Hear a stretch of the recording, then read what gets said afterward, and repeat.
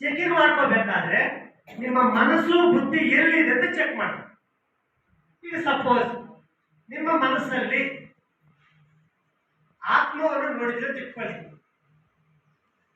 ಆತ್ಮನ ನೋಡಿದಾಗ ನಿಮ್ಮ ಬುದ್ಧಿಯಲ್ಲಿ ವಿಚಾರ ಯಾವ ಬಗ್ಗೆ ನಿಮ್ಮ ಮನಸ್ಸು ಎಲ್ಲಿ ಹೋಗ್ತಾ ಇದ್ರೆ ಅದ್ರ ಪಕ್ಕದಲ್ಲೇ ಬಂದು ಅದ್ರ ಡಿಸಿಷನ್ ತಗೊಳ್ಳೋದು ಇದು ಕೆಲಸ. ಯಾವಾಗ ನೀವು ಮನಸ್ಸು ಆತ್ಮವನ್ನು ನೋಡ್ತಾ ಇರ್ತದೋ ಅವಾಗ ಬುದ್ಧಿ ಏನ್ ಮಾಡುತ್ತೆ?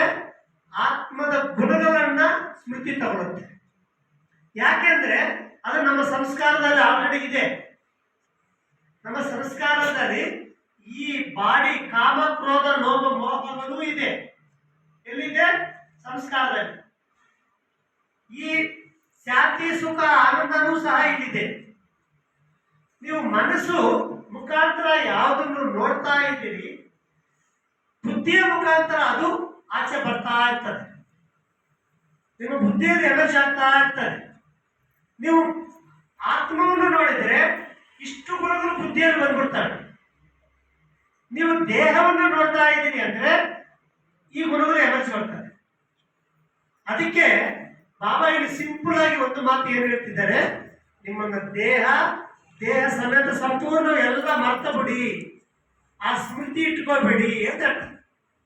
ಆ ಸ್ಮೃತಿ ಇದ್ದರೆ ನಿಮಗೆ ಈ ದೇಹದ ಅನ್ಕೊಂಡಿದ ತಕ್ಷಣ ನಮ್ಮಲ್ಲಿ ಸರ್ವ ವಿಕಾರಗಳು ಬರ್ತವೆ. ನನಗೆ ಬೇಕು ಅಂತ ಬರ್ತವೆ, ಅಹಂಕಾರ ಬರ್ತದೆ, ಮತ್ತೆ ಈರ್ಷೆ ಬರ್ತದೆ, ದ್ವೇಷ ಬರ್ತದೆ, ಇವೆಲ್ಲ ತಾನೇ ಬರ್ತವೆ.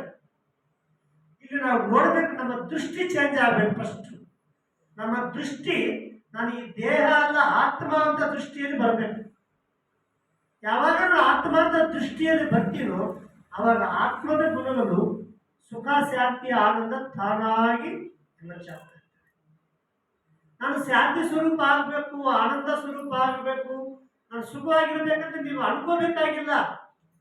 ನಿಮ್ಮ ದೃಷ್ಟಿ ಚೇಂಜ್ ಆಗಬೇಕು. ನಿಮ್ಮ ದೃಷ್ಟಿ ಚೇಂಜ್ ಆದರೆ ನಿಮ್ಮ ವೃತ್ತಿ ಚೇಂಜ್ ಆಗುತ್ತೆ. ಆ ಬುದ್ಧಿಯಲ್ಲಿ ಏನು ವಿಚಾರಗಳಿದೆಯೋ ಆ ವಿಚಾರ ಇದ್ರ ಬಗ್ಗೆ ಯೋಚನೆ ಮಾಡ್ತೀವಿ. ನಾವು ಆನಂದದ ಬಗ್ಗೆ, ಸುಖದ ಬಗ್ಗೆ, ಪ್ರೀತಿ ಬಗ್ಗೆ ಯೋಚನೆ ಮಾಡ್ತೀವಿ. ನೀವು ಪ್ರೀತಿ ಯೋಚನೆ ಮಾಡ್ತಾ ಇದ್ದೀರಿ ಅಂದ್ರೆ ನಿಮ್ಮ ಮುಖ ಹೇಗಿರ್ತದೆ? ಪ್ರೀತಿ ಇರ್ತದೆ. ನಿಮ್ಮ ಮನಸ್ಸು ಆತ್ಮ ನೋಡಿದಾಗ, ಬುದ್ಧಿ ಆತ್ಮದ ವಿಚಾರ ಮಾಡಿದಾಗ ಅದೆಲ್ಲ ನಿಮ್ಮ ಟಿವಿಯಲ್ಲಿ ಕಂಡು ಬರ್ತಾ ಇರ್ತದೆ ಈ ಶರೀರ ಮುಖಾಂತರ. ನಾನು ಸುಖವನ್ನು ನೋಡಿ ಸುಖವನ್ನು ವಿಚಾರ ಮಾಡ್ತಾ ಇದ್ದಂದ್ರೆ ನಾನು ಸುಖವಾಗಿರ್ತೀನಿ ಮುಖದಲ್ಲಿ. ನಾನು ದುಃಖವನ್ನು ಯೋಚನೆ ಮಾಡಿ ದುಃಖದ ಅಶಾಂತಿ, ಆ ಕ್ರೋಧ, ಲೋಭ ಈ ರೀತಿ ನಮ್ಮ ಸಂಕಲ್ಪಗಳು ಬರ್ತಾ ಇದ್ರೆ ನಮ್ಮ ಮುಖ ಏನಾಗ್ತಾ ಇರ್ತದೆ? ಬಾಡೋಗ್ತಾ ಇರ್ತದೆ. ಅದಕ್ಕೆ ಬಾಬಾ ಇವತ್ತು ಏನ್ ಹೇಳಿದ್ದಾರೆ, ನಿಮ್ಮ ಸ್ಮೃತಿ ತಂದೆಗೆ ಇಷ್ಟ ಆಗ್ತಾ ಇದೆಯಾ? ಭಗವಂತ ಏನ್ ಇಷ್ಟಪಡ್ತಾರೆ ಗೊತ್ತಾ ನಿಮ್ಗೆ? ಇಷ್ಟಕ್ಕೆ ಭಗವಂತ ಏನ್ ಇಷ್ಟಪಡ್ತಾರಲ್ಲ ಅಂದ್ರೆ ನೀವು ಗೊತ್ತಾ? ನೀವು ಯಾವ ಭಾಷೆ? ತೆಲುಗ, ಕನ್ನಡ, ಹಿಂದಿ? ತೆಲುಗು, ಕನ್ನಡ ಬೋತ್. ಒರಿಜಿನಲ್ ಟಂಗೆ ಅದು ತೆಲುಗು. ನೀವು ಭಗವಂತನು ಯೋನ್ ಇಷ್ಟಪಡ್ತಾರೋ? ಸಿಂಪಲ್ గా ಜ್ಞಾನವಂತ మనకి ಜನರಲ್ మంచివాడు మంచివాడు చెప్పండి తట్టు నాన్నకి జోరుగా. మంచోళ్ళు భగవంతుడు ఇష్టపడతాడు, అవునా కదా? ఇప్పుడు మనం మంచోళ్ళుగా ఉండాలంటే మన ఆలోచన ఎలా ఉండాలి? మన మంచోళ్ళుగా ఉండాలంటే మన ఆలోచన ఎలా ఉండాలి? In the right direction. In the right direction. ఏది రైట్? ఏది రైట్? ఏది మీకు తెలిసిందే చెప్పండి.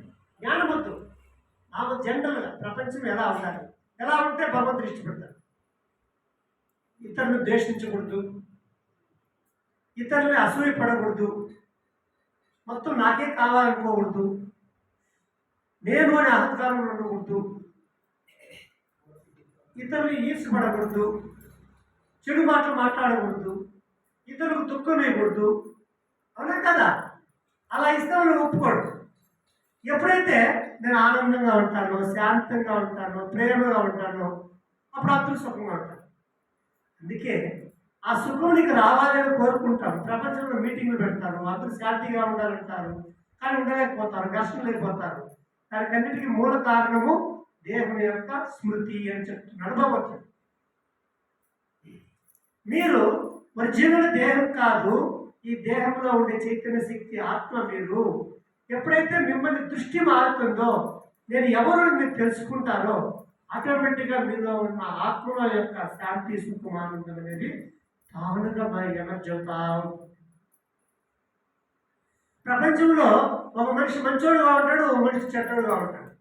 ఈ కారణం ఏమి? వాళ్ళ యొక్క స్మృతి అంతే. వాళ్ళలోనూ ప్రాణం ఉంది, వీళ్ళలోనూ ప్రాణం ఉంది. ఇద్దరు ప్రాణానికి తండ్రి పరమాత్ముడే.